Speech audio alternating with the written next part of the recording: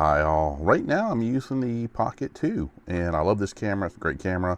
And what I did is I got it on a little tripod. I hooked up the, I bought the Creator kit, the one that where it has the wireless microphone, comes with a little tripod, and so it works great. Right now I have it on face detect. In other words, it's gonna follow you around.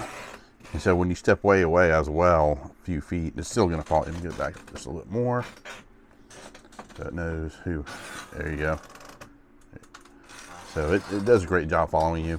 I love this camera. It's a great camera. And if you can't afford the Pocket 3, which is generally, I think it's like over 500 bucks, and that's for the, I think it's just the camera itself.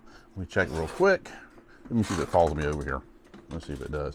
So I'm on my computer over here too, and I'm gonna look at the I'll go to Amazon.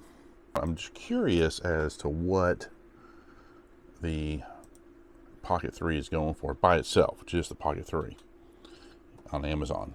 Okay, so just the Pocket 3 by itself is $519. That's just by itself. Now the Pocket 2, of course, is still on the market big time, which you'll save a lot of money. The $267 on Amazon just for the Pocket 2, which is still, you're going to have a great savings. You can add to it, as you want, which there's plenty of accessories out there for this camera. And now if you want the Creator Combo, the vlogging Creator Combo, it looks like it, and it comes with the wireless mic, and it is $669, okay? But there's tons of accessories for both cameras. So, but again, if you want to save money, and because the Pocket 2 is still very much available, but there's plenty of knockoffs out there on these Pocket cameras. So be careful about that. The Feiyu Pocket 3, it's called the Feiyu Pocket 3. That's for $329.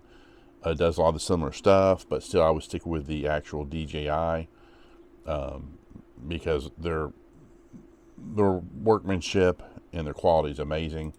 Of course, they're well known for their drones, and they put that technology into these cameras. So yeah, I would definitely recommend for a savings point is the Pocket 2. Now, I mean, eventually I'm going to go to the Pocket 3, that's for sure, down the road, but I'm going to wear this camera out as much as I can. If it goes on for 10 years, I'm going to use it for 10 years. And I think it does well in low light, and stabilization's amazing. It shoots up to 4K. You can do time lapse, you can do slow motion. It's not water resistant, but again, there are ways to protect this camera if it starts raining, things like that. If you're concerned about that, of course, move to the DJI Action 4, which is a great camera. I use that as well. If I know it's going to rain, and the same technology that you get in the Pocket cameras is pretty much also in the Action 4.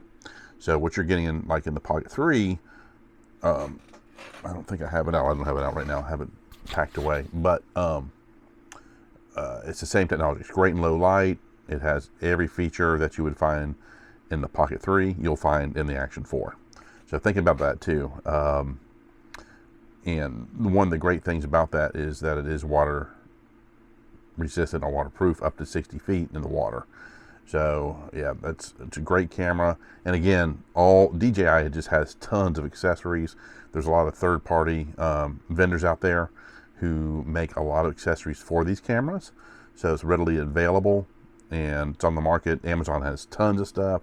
Just when you go to do search on Amazon, type in, say if you want to look for stuff for the Pocket 3, just put in DJI Pocket 3 accessories. Same for the Pocket 2, same for the Osmo Action 4. On the end, put accessories, and you'll see a bunch come up. And I do recommend getting a case for it as well. If you don't have one, get one as soon as you can for protect your camera when you're traveling. Easy to haul around, And the other thing I love about these cameras too on the DJI is the battery life. The battery life on these all these cameras is amazing. So think about that too when you're shopping.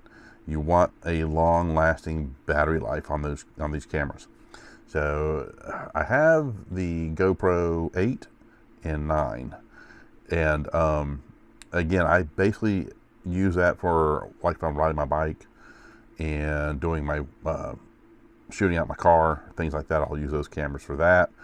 But for reliability, say if you're at an amusement park, if you're vlogging, or if you're just wanting to do family stuff with the camera, and like the water park, or if you're at an amusement park, or just anywhere, the battery life on these cameras and just the reliability, I've never really had any overheating issues at all on these cameras. No overheating, no weird glitches. Seriously, like the first time I think I had my GoPro 8 out, within 15 minutes it started freezing up. Of course, I had to go and do the firmware. That helped, but still every now and then it'll overheat. That's one thing GoPro really needs to work on, is that especially overheating. And this was just regular 1080p. This is not the 4K or 2K. It's 1080, just regular shooting. And I rarely use 4K. Every now and then I do, but 1080 is fine with what I shoot. And so yeah, again, I do highly recommend the Pocket 2 if you're into you're wanting to get in to try it out and not spend a lot of money. Definitely invest in the Pocket 2. And if you love it, down the road, like myself, I'm going to get the Pocket 3. Rumor is there's a possibly in development Pocket 4. We'll have to see. That's just a rumor, though. I don't guarantee that information. I just kind of read it online. I don't know how reliable those sources are, but it will happen. It will happen eventually. That is for sure.